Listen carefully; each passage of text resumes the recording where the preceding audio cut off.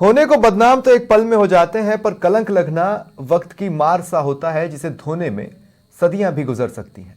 नमस्कार, आप देख रहे हैं पंचतंत्र। आपके साथ मैं हूं स्वप्निल। आज होंगे वोकल भरतपुर संभाग के लोकल चेहरों के साथ संभाग के ही लोकल मुद्दे पर। मुद्दा वो कलंक है जो संभाग पर लगा है। कलंक गौ तस्करी का, साइबर क्राइम का। कानून व्यवस्था ने पीसी कर अपराधियों का चैलेंज तो स्वीकार कर लिया, पर कुछ सवाल अब भी अनुत्तरित है, जैसे ये सब इतना बड़ा कैसे हो गया, कैसे अपराधी गिरोह बना सक्रिय हो गए, और सबसे बड़ा सवाल, कई कार्रवाइयों के बाद भी बड़ी मछलियां खुले तालाब में तैर कैसे रही हैं। आज इन्हीं सवालों का जवाब खोजने की कोशिश करेंगे। मेरे साथ इस वक्त स्टूडियो से जुड़ रहे सुरेंद्र सिंह कविया जी, रिटायर्ड एडिशनल एसपी हैं। स्वागत है सुरेंद्र जी आपका समाचार प्लस पर। सुरेंद्र जी, वाजिब सवाल है, क्योंकि हम खबरों की दुनिया से जुड़े हैं। हम हर रोज खबरें पढ़ते हैं कि गौ तस्करों पर कार्रवाई हुई, गौ तस्करों ने गोली चलाई तो हमने जवाबी फायरिंग किया, गौ तस्कर पकड़े भी जा रहे हैं, साइबर क्राइम के केसेस कुछ सुलझ रहे हैं, कुछ अभी भी सुलझने की कड़ी में है। ये सब इतना संगठित गिरोह कैसे बनता चला गया? इसे शुरुआत में क्यों नहीं रोका जा सका? आपकी एक्सपर्टीज क्या कहती है? सबसे पहले तो नमस्कार, आपने यहाँ मेरे को बुला के मौका दिया और सभी दर्शकों को जय वंदे। हमारे लिए खुशी की बात है सर जी। मैं एडिशनल एसपी डीग रहा और लंबे टाइम तक रहा, करीब 2 साल तक रहा। तो मैंने जो ये महसूस किया कि मेवात इलाका, जिसमें नगर, डीग, कामा, पहाड़ी, जुरेरा, ये सारे पुलिस स्टेशन आते हैं, यहाँ पे एक विशेष जाति ने अपराध के अंदर बहुत बड़ा एक गढ़ बना लिया है। और वो इस प्रकार का हो गया है कि जैसे टाइगर डेन होता है, वैसे क्रिमिनल डेन हो गया वहाँ पे। तो ये इनिशियली कुचला क्यों नहीं जा सका? कुचला इसलिए नहीं जा सका सर कि टाइम टाइम पे रेड भी दी गई है, क्यूआरटीओ से पीछा करके पकड़ा भी गया है, और बहुत समय पर इन लोगों को जेल की हवाएं भी खिलाई गई है। लेकिन बहुत ऐसे बंदे हैं जो पीछा करते हुए भाग जाते थे, हरियाणा में घुस जाते थे, यूपी में घुस जाते थे, पकड़ में नहीं आते थे, कई बार फायरिंग करके बच निकलते थे, पुलिस भी एनकाउंटर करती थी, फायरिंग करती थी, कई बार आमने सामने की फायरिंग भी हुई है, लेकिन उससे बच के निकल जाते थे, कई बार पकड़े जाते थे, लीगल कार्रवाई होती थी, एक्शन होता था। आप स्पेसिफिकली गौ तस्करी पर बोल रहे हैं अभी? जी हाँ, जी गौ तस्करी पे सर। वहां पे एक्चुअली ये भी हो रहा है कि जैसे ये गाय ला कहां से रहे हैं, पुर से नहीं आ रहा है, गो तस्करी हो रही है, गाय आ कहां से रही है। तो अपने ही एक क्रिमिनल के द्वारा दूसरा एक सेकंड लाइन पे जो बंजारा जाति के हैं, उन लोगों को, जैसे जयपुर के आसपास, बस्सी के आसपास के इलाकों में जो गायें चल रही है, अज्ञात है, जो दूध नहीं दे रही है, उन गायों को वो लेते हैं और उनको पैसा भी देते हैं बंजारों को, और पैसा दे गायों को लोड कराते हैं, तिरपाल डालते हैं, कवर्ड करते हैं, एक ही गाड़ी के अंदर 15-20 ठूंस देते हैं, 2-4 मर लेते हैं गोवंश। पता चलता है, पुलिस को नाकेबंदी करती है, पकड़ती है, भाग जाते हैं, कुछ पकड़ लेते हैं, कुछ गाय मर जाती है, कुछ गाय जिंदी रहती है, गौशाला। ये अलग अलग गैंग्स हैं, इस प्रकार की जो चीजें हैं, ये अलग अलग गैंग्स हैं या संगठित हैं? संगठित है। ये गांव में हो रहा है, मतलब गायों का पहाड़ी इलाका और जुरेरा इसका गढ़ बनता जा रहा है। अच्छा, पकड़े जाने पर जांच पूरी कर चार्जशीट फाइल करना पुलिस की जिम्मेदारी होती है? जी हाँ। अब मैं ये कह रहा हूं कि मान लीजिए आप लोगों ने चार्जशीट फाइल कर दी, उसे साबित करना कितना मुश्किल होता है? सवाल नंबर 1 तो कोर्ट में, दूसरा मैक्सिमम सजा हो भी जाएगी तो कितनी होगी? भाई इस प्रकरण के अंदर हम पकड़ते हैं, पकड़ में जो निर्यात कर रहा है गायों को, गोवंश को ले जा रहा है, उस कानून के अंदर एफआईआर रजिस्टर करके और उनको ट्रायल कराते हैं, फास्ट ट्रायल कराते हैं। 5 साल तक वो जेल में रहते हैं। 5 साल अगर सजा होगी, 5 साल जेल में रहेगा मैक्सिमम। जी हाँ। और मिनिमम कितना भी ये हुआ है। और मिनिमम कितना भी हो सकता है? हाँ, बरी भी होते हैं। कई बार ऐसे लकुने रह जाते हैं पुलिस की अन्वेषण में, तो बरी भी हो जाते हैं। अच्छा, अब जैसा कि आप बता रहे हैं कि चेन है, संगठित गिरोह है, अब इन सबको कोई एक ही मास्टरमाइंड चला रहा होगा, या अलग अलग चेहरे होंगे, या अलग अलग गैंग्स होंगी जिनके आपस में कम्युनिकेशन है? नहीं सर, ऐसा नहीं है। कोई अकेला आदमी नहीं चला रहा है। बहुत से गांवों के अंदर, बहुत से गांवों में मेवात के अंदर ये चल रहा है, और उसका एक आदमी नहीं है, अनेक आदमी जुड़े हुए हैं, और इनका बिजनेस बन गया है ये। मतलब गायों का मीट उनके लिए ऐसे है जैसे हरी सब्जियां हैं। वो पॉलीथीन की थैली में 1-1 किलो के पैकेट घरों के ऊपर फेंक करके जाते हैं। तो कार्रवाइयों को कौन सी चीज रोकती है? कार्रवाई कहने का मतलब जैसे मुझे मेरा अपना व्यक्तिगत तौर पर यह मानना है कि अगर पुलिस अपने पर आ जाए तो उससे बड़ा संगठित गिरोह तो इस देश में कोई हो ही नहीं सकता। नहीं, ये चीजें बिल्कुल आप सही कह रहे हैं और इस पे मैं भी सहमत हूँ। पुलिस का जज्बा वहाँ बहुत अच्छा है। राजस्थान पुलिस वहाँ बहुत मजबूती से काम करती है और पकड़ती है, अरेस्ट करती है, चार्जशीट पेश करती है, गिरफ्तार होते हैं, सारी बातें होती है। यहाँ तक भी हुए हैं कि कुछ जो आदतन अपराधी होते जा रहे हैं गोवंश में, उनकी प्रॉपर्टियों का ध्वंस भी कराया है, उनके मकानों को भी तोड़ा गया है। ऐसी घटनाएं भी हुई है। तो ऐसा नहीं है कि वहां पुलिस कुछ कर नहीं रही, पुलिस कर रही है, बराबर काम कर रही है। नहीं, लेकिन घूम के तो सवाल वही आया ना सर, जो मैं आपसे पूछना चाह रहा हूं सुरेंद्र जी, वो ये कि ठीक कार्रवाइयां तो हो ही रही है, तो मैं भी कह रहा हूं, लेकिन कुचला नहीं जा सका। कहीं तो कोई ब्रेकर होगा ना, कहीं तो कोई अवरोध होगा जो पुलिस को रोक देता होगा या पुलिस की गति को रोक देता होगा। ब्रेकर तो यही है सर कि वहां पे पॉलिटिकली भी संरक्षण है क्रिमिनल्स को। अच्छा, जी हाँ। क्या अब नाम मत ले, लेकिन क्या कहते हैं पॉलिटिकल चेहरे आप लोगों को फोन करके या क्या दिशा निर्देश देते हैं? वो उनको मोटिवेट करते हैं, वो उनसे मनी भी लेते हैं। अच्छा, उस वो साइड पुलिस के लिए भी कहते हैं कि पुलिस को मार दो, एनकाउंटर कर दो, कोई दिक्कत नहीं, हम देख लेंगे। अच्छा, पुलिस को रिंग भी करते हैं, फोन भी करते हैं कि ये अपराधी नहीं है, इसको आपने गलत पकड़ लिया, ये फला था, ये रफीक नाम का आदमी नहीं है, इसे छोड़ दीजिए आप। लेकिन पुलिस अपनी सच्चाई से जांच करती है। पुलिस पर एक्स्ट्रा दबाव अलग से बाहर से बनाने की कोशिश इन चेहरों द्वारा कई बार ऐसे दूरभाष आते हैं, लेकिन पुलिस उनको अनसुना करती है। तो फिर पुलिस का मोटिवेशन कैसे बना हुआ है? पुलिस ये तो पॉसिबल ही नहीं है कि पुलिस का मोटिवेशन रह पाए ऐसे हालात में, जब पता ही है कि हम केस सॉल्व कभी अंतिम तक पहुंच ही नहीं पाएंगे। तो पुलिस का मोटिवेशन किस काम का? नहीं, पुलिस तो इस प्रकार से मोटिवेट हो रही है कि जो दूसरी जनता है वो और पुलिस दोनों टीम मिलकर के और उनको कुचलने की कोशिश करती है। फिर भी लेकिन कुछ चीजें ऐसी है जिससे पुलिस वहां तक नहीं पहुंच पाती है। ठीक है, ठीक है। और भी कई चेहरे मेरे साथ इस डिबेट में जुड़ रहे हैं जिनसे मैं आपको इंट्रोड्यूस कुछ ही पलों में करवाऊंगा। ठीक है, मेरे साथ पंडित धीरज शर्मा, पूर्व मनोनीत पार्षद हैं, कांग्रेस की ओर से जुड़ रहे हैं, और साथ ही रवि कुमार दीग से मेरे सहयोगी हैं और दीपक लवानिया भरतपुर से मेरे सहयोगी हैं। मैं आप सबका भी स्वागत करता हूं, लेकिन मैं शुरुआत पंडित जी आपसे करना चाहता हूं। जी सर। पंडित जी, 5-5 सालों में सरकारें बदलती रही। मैं ये नहीं कह रहा हूं कि कांग्रेस के काल में कार्रवाइयां नहीं हुई होगी, लेकिन क्या कांग्रेस के काल में ये एक फेलियर नहीं रहा कि 5 साल में भी हम अपराध की जड़ तक पहुंचकर उसे खत्म नहीं कर पाए, गिरोह का गिरोह नष्ट नहीं कर पाए? साइबर क्राइम को ले लें या गौ तस्करी को ले लें, जबकि अगर मंशा होती तो किया जा सकता था। आप भी मेरी इस बात से सहमत तो होंगे? देखिए, मैं आपकी बात से बिल्कुल सहमत हूं। सबसे पहले मैं आपके चैनल को धन्यवाद करना चाहता हूं। जी जी जी, बोले, सुन रहा हूं मैं आप। हाँ, बोले। सबसे पहले तो मैं आपके चैनल को धन्यवाद करना चाहता हूँ। ये जो मेन मुद्दा है यहाँ पे, जो मेन कलंक है हमारे इलाके का, जो हमारे सबसे पहले स्वार्थ था ब्रज का, उसको इसी तरह बर्बाद कर दिया गया है कि इसके लिए कहने के लिए कोई शब्द नहीं है। और जिस प्रकार जो ये एडिशनल एसपी साहब से अभी बोल रहे थे कि मतलब किसी का सपोर्ट होता है, किसी का वो होता है, ये सब सारी बातें कहने सुनने की होती है। सर, हमारे पास में बिल्कुल नहीं, कहने सुनने की होती है तो उस पर जांच भी बिठाई जानी चाहिए। अब मैं कुछ नाम ले लेता हूं। क्या ऐसे लोगों के संरक्षण का आरोप जाहिदा खान पर नहीं लगता रहा? और अगर लगता रहा तो जांच क्यों नहीं बिठाई गई? भाई, कांग्रेस को तो पाक साफ होकर सामने आना चाहिए था ना, आपको बीजेपी के ढर्रे पे तो नहीं चलना चाहिए था।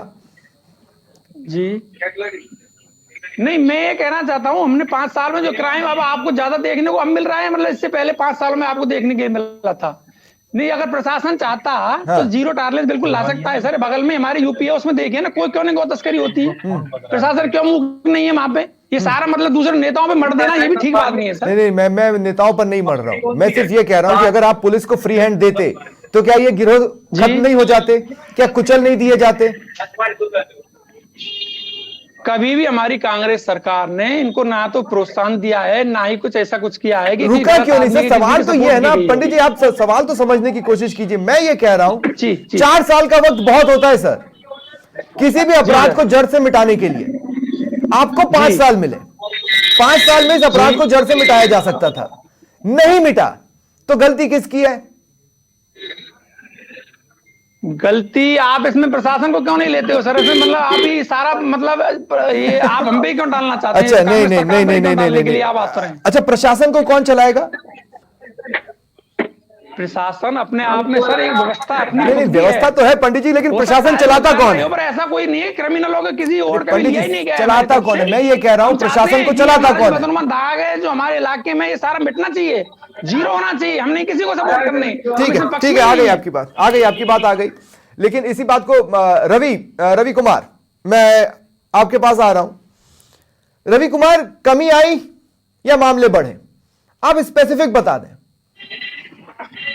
जहां तक तुलनात्मक का अध्ययन किया जाए तो जो कांग्रेस सरकार में जो अपराध गौ तस्करी था या साइबर ठगी हो रही थी, अब जब 2 महीने से सरकार बदली है तो पुलिस एक्शन में है, लगातार गौ तस्कर लगभग 0 हो चुके हैं। पुलिस लगातार कार्रवाई कर रही है। और अब जो यहाँ की जो आईजी हैं, पहले वो 2016 में एसपी रहे थे राहुल प्रकाश, वो आईजी बनकर आए हैं और वो एक बहुत तेज तर्रार ऑफिसर माने जाते हैं। उन्होंने अब गौ तस्करी को रोकने के लिए ऑपरेशन नंदी प्रहार शुरू किया है, जिसके अंतर्गत लगातार कार्रवाई हो रही है और जो गौ तस्कर है वो लगभग मैदान छोड़ चुके हैं। लेकिन इससे पहले कांग्रेस की सरकार में गौ तस्करी होती थी, लेकिन जो पुलिस अब कार्रवाई कर रही है, पुलिस वही है, लेकिन अब कार्रवाइयां ताबड़तोड़ हो रही है। इससे पहले नहीं होती थी, कहीं ना कहीं उनको जो गौ तस्कर है उनको राजनीतिक संरक्षण मिलता था। अब जो डीग जिले में जो डीग जिला एसपी है या आईजी राहुल प्रकाश है, उन्होंने यहाँ पे 2 जिला स्पेशल टीम डीएसपी गठित हुई है, कामा में काम करती है, एक नगर क्षेत्र में काम करती है। जहां तक बात करें गौ तस्करी का, तो वो नगर क्षेत्र में अधिक होती है। तो नगर क्षेत्र में जो डीएसटी टीम है वो सुल्तान सिंह जो गुजर एएसआई है उनके नेतृत्व में काम कर रही है और उन्होंने पिछले 2 महीने में ताबड़तोड़ कार्रवाइयां कर 50 से अधिक गायों को मुक्त कराया है और दर्जनों गौवंशों को सलाखों के पीछे पहुंचाया है। अभी परसों की बात है, पहाड़ी थाना क्षेत्र के गांव दौलत में पुलिस को सूचना मिलती है कि खिल्लू का गांव में 6 गौवंश को गौकसी की जा रही है। उनके जो मांस है उसको बेचने के लिए सारी तैयारियां करी है। पुलिस मौके से पहुंच जाती है, छापा मारती है, 4 गाय 6 बछड़ों को मुक्त कराया जाता है और वहां से जो गाय काट कर उसके बाद में जो पन्नियों में जो मांस होता है उसको पैक कर बेचने के लिए रखा वो भी बरामद की जाती है। जो गौ तस्कर है, गौ का हत्यारे हैं, वो अपनी बाइक को भी छोड़कर फरार हो जाते हैं, उसको पुलिस ने वहां से बरामद किया। इससे पहले 2 दिन पहले ही पहाड़ी थाना क्षेत्र में डीएसटी टीम है जो सुल्तान सिंह के नेतृत्व में फतेहपुर में काम करके 7 गौवंश को बचाया गया था। गौ तस्कर फरार हो गए थे। लगातार कार्रवाई हो रही है, लेकिन ये कार्रवाई कहीं ना कहीं अगर कांग्रेस की सरकार में होती तो ये जो समस्या है जो धीरे धीरे खत्म होने की ओर जाती। मैंने इसीलिए एक सवाल मैंने एक बात कही है कि होती है कार्रवाई, पर किसी ने भी अब तक लंका नहीं ढाई, जबकि कार्रवाई का मकसद तो ये होना चाहिए कि लंका की लंका ढा दी जाएगी। मेरे साथ रामेश्वर गुर्जर कलावटा जी भी जुड़ चुके हैं, प्रांत सह संयोजक हैं बजरंग दल के। रामेश्वर जी, आपका भी स्वागत है समाचार प्लस पर। आए दिन खबरें आती हैं कि पुलिस से पहले तो या तो गौरक्षक दल पहुंचता है या बजरंग दल पहुंचता है या विश्व हिंदू परिषद पहुंचता है। मैं ये पूछना चाह रहा हूं, क्या आपने कभी ये सोचने की कोशिश की कि आखिर क्या कारण है कि इसे रोका नहीं जा सका, जबकि ये एक ऐसा अपराध है जिसे पूरी तरह मिटाया जा सकता है? देखिए, कोई कहे कि हम बलात्कार रोक लेंगे, इम्पॉसिबल है। कोई कहे कि हम चोरियां रोक लेंगे, इम्पॉसिबल है। लेकिन ये एक ऐसी चीज थी जिसको 100% रोका जा सकता था। देखिए, मैं आपको एक चीज बता देता हूं, बहुत साफ स्पष्ट मैं आपको कर देता हूं कि जो अब से पहले की जो सरकार थी और उस सरकार के जो नुमाइंदे थे, जो प्रतिनिधि थे, उन लोगों ने, चाहे वो नगर के विधायक हो, चाहे वो कामा की विधायक हो, जो मंत्री साहिबा थी, उन लोगों ने सबसे पहले गौ तस्करों को खुली छूट देने के लिए यहाँ जो गौरक्षा चौकियां थी, सरकार और सत्ता में आने के बाद उन गौरक्षा चौकियों को यहाँ से हटवाया गया। उसके बाद कोई एक कादर खान नाम का व्यक्ति था जो कि सोशल मीडिया पर बहुत ज्यादा वायरल हुआ।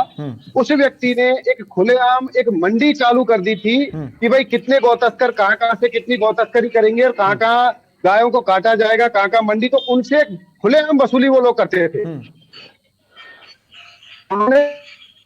नहीं, लेकिन रामेश्वर भाई मैं आपको थोड़ा सा टोक रहा हूं। रामेश्वर भाई, देखिए क्या है कि बात सिर्फ बीते 5 साल की नहीं है, ये सब कुछ हुआ है 15 साल 20 सालों के अंतराल में। ये कोई सिर्फ 5 साल में नहीं हुआ है, उसके पहले भी हो रहा था, तब भी खत्म नहीं हुआ। तो क्या उनके पहले की सरकारों ने भी संरक्षण दिया? ऐसा था। हाँ, उसके जो पहले की सरकारें थी, हम लोगों ने, मुझे लगभग आज से बजरंग दल में काम करते हुए मैं पूर्व में जिला संयोजक था, तो उस समय भी हमने काम किया, लेकिन उस समय जो प्रशासन था, प्रशासन खुलेआम गौ तस्करों पे कार्रवाई करता था। जहां से कुछ टेक्निकल इश्यूज आ रही हैं रामेश्वर जी के साथ। दीपक लवानिया, मैं आपके पास आ रहा हूं। दीपक लवानिया, वाजिब सवाल है, गौ रक्षा चौकियों को हटाना, उसके पीछे क्या मंशा हो सकती है? क्या तर्क दिया जा सकता है, क्यों हटाई गई? सवाल तो यही है कि भरतपुर संभाग का संभाग बदनाम होता रहा और किसी ने कलंक धोने की कोशिश ही नहीं की। स्वप्निल भाई नमस्कार। जी। 2 दशक हो गए मुझे पत्रकारिता से, अधिक समय हो गया है, दो दशक से मैं लंबे समय से देख रहा हूं कि मेवात इलाका, यहाँ की जो खबरें आती थी वो यही आती थी कि गौ तस्करी करते हुए इतने जने पकड़े गए, इतनी गायों को मुक्त कराया, गौ तस्करों ने पुलिस पर फायरिंग की, बजरंग दल और गौरक्षक दल ने गौवंश को मुक्त कराया, गौ तस्कर अंधेरे का लाभ उठाकर भाग गए। अरे आम इस तरह लोगों पर की फायरिंग कर खबरें दी। हमेशा हाँ, हमेशा इस तरह की खबरें सामने आती रही हैं, और चाहे सरकार कांग्रेस की रही हो चाहे भाजपा की रही हो, कार्रवाई हमेशा जारी रही है। हमेशा बीच बीच में इस तरह के मामले सामने आते रहे कि 50 गौवंश को मुक्त कराया, 60 गौवंश को मुक्त कराया, गौशाला भिजवाया, कई गौ तस्कर भी पकड़े, उनके वाहनों को भी जब्त किया।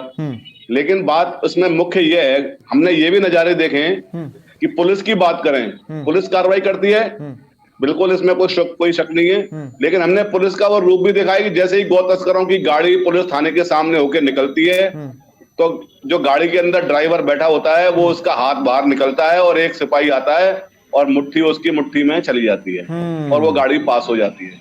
ये भी नजारे हमने देखे हैं, ये भी खबरें हमने चलाई हैं पूर्व में। तो इसमें यह है स्वप्निल भाई कि सबको एक होकर काम करना पड़ेगा, चाहे कांग्रेस हो, चाहे भाजपा हो, चाहे आम आदमी हो, चाहे पुलिस हो।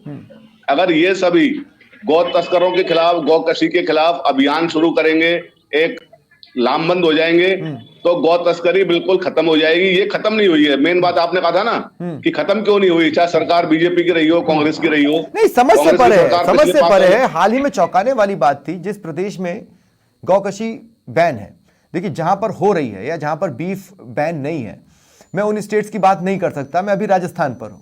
राजस्थान में बैन है, बीफ मंडी लग जाती है, किन्हें आप पकड़ पाए, किन्हीं को नहीं पकड़ पाए। कैसे हो सकता है, ये कैसे पॉसिबल है? होम डिलीवरियां की जाती थी। स्वप्निल भाई, अगर सरकार चाहे तो कोई ऐसा कौन सा काम है जो नहीं हो सकता। जब किसी अधिकारी का डॉगी गुम हो जाता है तो वो 2 घंटे में बरामद हो जाता है। सरकार चाहे तो गौ तस्करी पर पूरी तरह से लगाम लग सकती है। अब आईजी आए हैं नए, राहुल प्रकाश, जो एसपी भी रह चुके हैं भरतपुर में, उन्होंने अभियान शुरू किया है और वो पूरी गंभीरता के साथ उन्होंने इस मुहिम को शुरू किया है और लगता भी है कि कहीं हद तक अंकुश ठीक है लगेगा। दीपक, लेकिन जो करप्शन एंगल आपने उठाया, मैं उस पर एक सवाल जरूर मैं यहां पर लेना चाहता हूं सुरेंद्र सिंह कविया जी से। सुरेंद्र सिंह जी, मैं आपसे एक बात पूछना चाह रहा हूं। नो डाउट आपने जिस बेबाकी से ये बात कही कि पॉलिटिकल प्रेशर भी होता है और पॉलिटिकल एंगल भी है, लेकिन करप्शन एंगल भी तो है। हमने तो वीडियोस देखे हैं, आजकल लोगों के हाथ में मोबाइल रहता है, किस तरह से विंडो नीचे किया जाता है, विंडो से एक हाथ निकलता है और दूसरे के हाथ में कुछ रखा जाता है। वो क्या होता होगा, कोई पर्ची तो होती नहीं होगी, आप भी समझते हैं, मैं भी समझता हूं क्या होता होगा।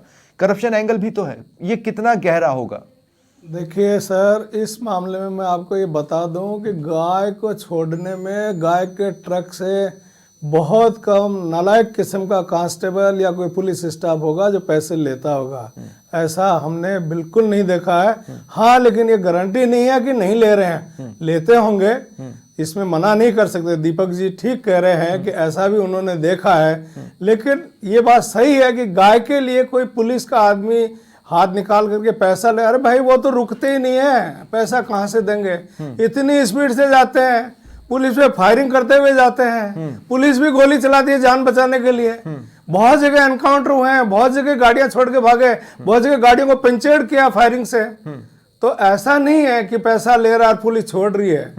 इन चीजों को सिरे से नकारना पड़ेगा। हाँ, ये जरूर है, अपराध वहां पे बिल्कुल संगठित है, बहुत ज्यादा बढ़ चुका है। ठीक है। और उसका कारण ये बताया कि वहां तो वो सब्जियां लेते ही नहीं है, मीट ही खा रहे हैं। दूध जैसे बिकता है 1-1 किलो 2-2 किलो, वैसे पॉलिथीन की थैलियों में घरों में मीट थ्रो होता है, देते हैं, पकड़ती भी है पुलिस, कार्रवाई भी होती है, सारी बातें होती है। ठीक है। और ये व्यापार इतना बड़ा हो गया कि इसकी स्किन वगैरह जाती है, ये और मेरठ वगैरह वहां तक इन्वेस्टिगेट की हमने।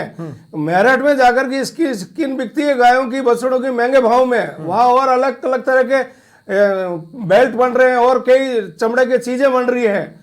तो उन चीजों को भी आप देखिए, व्यापार बनता जा रहा है इन गुंडों का। और इसमें खूब अंकुश लगा रही है गवर्नमेंट भी, लगा रही है। पंडित धीरज शर्मा, मुझे अब आप बताइए कि गौरक्षा चौकियां बंद करने का फैसला गहलोत सरकार ने क्यों लिया था? उसका कोई तो कारण होगा। आप शायद म्यूट पर है पंडित जी, अगर आप म्यूट हटा दें। पंडित जी सुन पा रहे हैं मुझे? पंडित धीरज शर्मा। हाँ मैं सुन पा रहा हूँ, आपको आवाज आ रही है सर? जी हाँ, आप बोलें। हाँ मैं बोल रहा था, यहाँ पे जो व्यवसाय था हमने यहाँ गिट्टियों का है, यहाँ पे जो गोरक्षा के नाम पे जो चौकियां डाली गई थी वो अवैध रूप से कलेक्शन करने लग गई सर गाड़ियों से। अच्छा, इतना क्राइसिस हुआ, उसकी इतनी बदनामी हुई जगह जगह उनके। एक बार यहाँ पे हमारे अनाज मंडी के सामने चौकी डलवाई थी। अच्छा, किसे ज्यादा गंभीर माना जाता? एक बात बताइए, किसे ज्यादा गंभीर माना जाता? गौ तस्करी को या चौकियों पे खड़े कुछ व्यक्तियों के करप्ट हो जाने को? ज्यादा गंभीर क्या है? नहीं, ज्यादा गंभीर तो गौ तस्करी से इससे बड़ा है ना? आप ही नहीं तो है। उन चौकियों में खड़े लोगों को सुधार देते आप, आपने चौकियां बंद करने का निर्णय ले लिया। ये बड़ा अजीब सा निर्णय नहीं है? मैं आपको देखिए कोस नहीं रहा हूं और मैं आपको घेरने की कोशिश नहीं कर रहा हूं। बड़े स्तर पे लिया जाता है, इसमें आम कार्यकर्ता कुछ नहीं कर सकता सर। हाँ, अरे सर मैं कह रहा हूं कि चौकी पे खड़ा व्यक्ति करप्ट है, चौकी पे खड़ा व्यक्ति रिश्वतखोर है, उसको सुधारते आप। आपने चौकियां हटाने का निर्णय ले लिया। अब आप कहेंगे कि हम आप पे तुष्टीकरण का आरोप लगाते हैं, बीजेपी तुष्टीकरण का आरोप लगाती है, तो क्या गलत करती है? नहीं, मैं एक चीज कहना चाह रहा हूँ, रामेश्वर जी कुछ जोड़ रहे हैं। किसी को 5 लाख, हाँ, जब आप किसी को 5 लाख और 10 लाख दे करके चौकी पे पोस्टिंग करेंगे तो वो क्या करेगा? आप खुलेआम प्रदेश तो आरोप है ना रामेश्वर भाई, कहाँ कुछ साबित कर पाए? देखिए इसी इलाके के विश्व हिंदू परिषद ने धर्मांतरण के एंगल को सबूतों के साथ खोला ना। ये तो आरोप है जो आप लगा रहे हैं। हम इन आरोपों पर, हम इन पे सच्चाई खंगालने की कोशिश कर सकते हैं, लेकिन अगर आपके पास सबूत हो तो आप बोलिए। रामेश्वर जी, मैं बोलना चाहूंगा बीच में। हाँ दीपक। स्वप्निल, हाँ। आवश्यकता है कि पुलिस विभाग जो है वो मेवात पर विशेष फोकस रखे। मैं आपको बताऊं कि मेवात में आप देखिएगा खुलेआम पेट्रोल बिकता है, खुलेआम, जबकि पेट्रोल मिलता है पेट्रोल पंपों पर, उसके नियम कायदे कानून होते हैं। आप मेवात इलाके में जाइए, आपको खुलेआम पेट्रोल बिकता हुआ मिलेगा।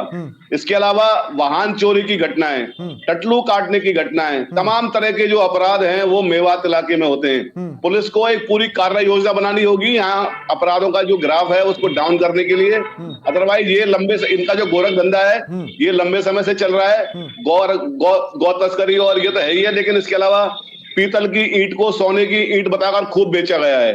अब इस समय साइबर क्राइम चालू हो गया है, सेक्स टॉर्शन के मामले आते हैं, ठीक है ना। इसके अलावा कोई कहता है कि मेरी बहन की शादी है, मुझे मेहंदी लगवानी है, ब्यूटी पार्लर का काम कराना है, मुंबई के ब्यूटिशियन को नहीं, लेकिन दीपक मैं आपसे ये कहना चाहता हूँ, देखिए अगले शुक्रवार को हम फिर ये डिबेट लेकर आएंगे और इस बार हम साइबर क्राइम पर स्पेसिफिक बात करेंगे। अब जब हमने लगभग 20-21 मिनट का वक्फा गौ तस्करी पर बिता लिया है, तो क्यों ना गौ तस्करी पर ही कंटिन्यू किया जाए। इस टॉपिक को हम अगले फ्राइडे को उठाते हैं और जरूर उठाएंगे। लेकिन उससे पहले रामेश्वर जी, मैं आपसे पूछना चाहता हूं। रामेश्वर जी, मैंने जो आपसे कहा भाई, कई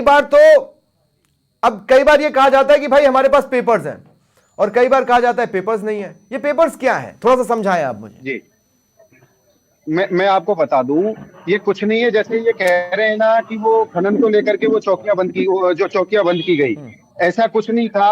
गौ तस्करों ने एक मीटिंग की, मीटिंग करके जो यहाँ के एमएलए और जो मंत्री हैं उनके साथ बैठक हुई, और एक तो आपने देखा होगा, हमारे पास सबूत नहीं है, हम इसको ऑथेंटिकली कैसे बोल सकते हैं? मैं बता दूं ना, एक वीडियो सोशल मीडिया पर वायरल हुआ था जिसमें विधायक की गाड़ी पे पोस्टर लगा हुआ था विधायक, और उस गाड़ी में मीट पकड़ा गया था गाय का, उसमें गाय की तस्करी होती हुई पकड़ी गई थी। और फिर तुरंत आनन फानन में कुछ दिन बाद ही इन जो गौरक्षा चौकियां थी इनको हटा दिया गया। जो करप्टेड अधिकारी थे जिनके खिलाफ बार बार शिकायतें हो रही थी, उन अधिकारियों को क्यों नहीं हटाया गया? पूरा समाज, पूरा सभी समाजों के लोगों ने, सभी धर्मों के लोगों ने, सभी संगठनों ने बार बार सरकार से आग्रह किया कि भाई ये लोग, जो अधिकारी हैं, ये यहाँ आपसी दंगा फैला रहे हैं, गौकसी करा रहे हैं, गायों को कटवा। अंतिम सवाल है, क्यों नहीं हटाया गया अगर ये लोग मिले? अंतिम सवाल है सुरेंद्र सिंह कविया जी, मैं आपसे पूछ रहा हूं। सुरेंद्र सिंह जी, सिंसियरली बताइए, क्या इसका कोई दी एंड हो सकता है इस गौ तस्करी के मामलों का, कि ये दी एंड है, इसके बाद अब गौ तस्करी नहीं हो सकती, या वो पॉसिबल ही नहीं है? मैं देखिए, दी एंड तो पास में स्टेट है यूपी, बिल्कुल ही नंदगांव, बरसाना, गोवर्धन, मथुरा जिला टचिंग है। वहाँ पर इतना प्रेशर गवर्नमेंट का लगा है, वहाँ के जो अधिकारी हैं, वहाँ की जो पुलिस है, उन्होंने कटिबद्धता से, वचनबद्धता से इस चीज़ को बंद करवाने के लिए सौगंध खा के कर ही दिया ना। तो ऐसा राजस्थान में भी हो जाएगा अगर अच्छे अफसर लग गए, अच्छे सिपाही लग गए, अच्छे सारे, जैसे राहुल प्रकाश जी साहब लगे हाल ही के अंदर, बड़े जज्बे वाले हैं, ये पूरा दमखम से काम करेंगे और रोकेंगे इस चीज को, और रुकनी भी चाहिए। ठीक है, ठीक है। उम्मीद तो यही है कि इस बार जब कानून व्यवस्था ने चैलेंज स्वीकारा है और एक अलग अंदाज में स्वीकारा है, तो उस चैलेंज पर खरा उतरकर भी दिखाएं। इसी उम्मीद के साथ इस चर्चा को विराम देते हैं। बहुत बहुत शुक्रिया आप सभी का मेरे साथ जुड़ने के लिए और चर्चा में शामिल होने के लिए। फिलहाल इतना ही, नमस्कार।